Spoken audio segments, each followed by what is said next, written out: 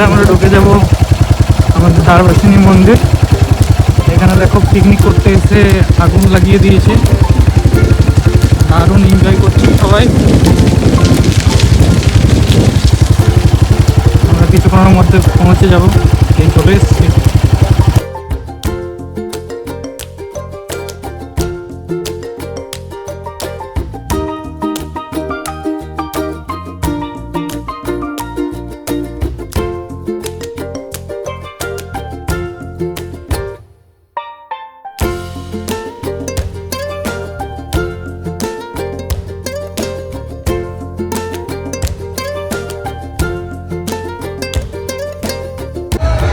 মন্দিরটা দেখো আবার নতুন করে তৈরি হয়েছে, আগে এগুলো সব মাটির ছিল, এখন নতুন করে তৈরি হয়েছে।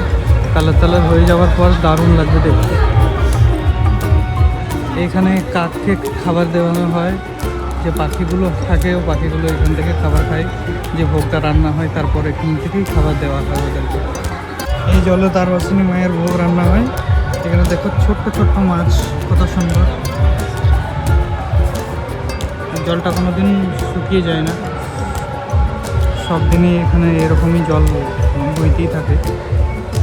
দেখো কি সুন্দর। এখানে আমরা প্রণাম করে নিলাম দ্বারবাসিনী মাকে, আর এই পাশে ভোগ রান্না হয়। মন্দিরের কাজ এখনও চলছে, এগুলো সব নতুন করে করা হয়েছে এখন, খুবই সুন্দর করে দিয়েছে এখন মন্দিরটাকে। যত দিন যাচ্ছে তত উন্নত হয়ে যাচ্ছে, আশা করছি আরও পরবর্তীকালে আরও সুন্দর হয়ে যাবে। দেখতে পাচ্ছ সবাই এসছে এখানে পিকনিক করতে, বলে এখানে দারুণ পিকনিক স্পট, তোমরাও চাইলে আসতে পারো। দারুণ এখানে দ্বারকা নদী আছে, আর এখানে সবাই পিকনিক করতে আসে। 1 মাস থেকে পিকনিক চলছে।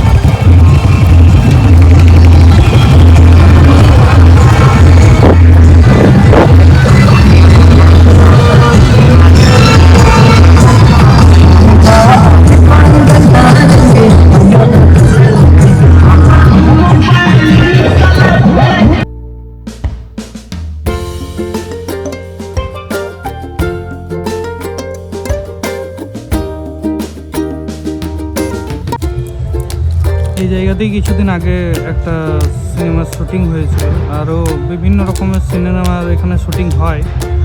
কিছুটা এখানে বানিয়েছিল সেট আপ, ওটা এখন উঠিয়ে দিয়েছে।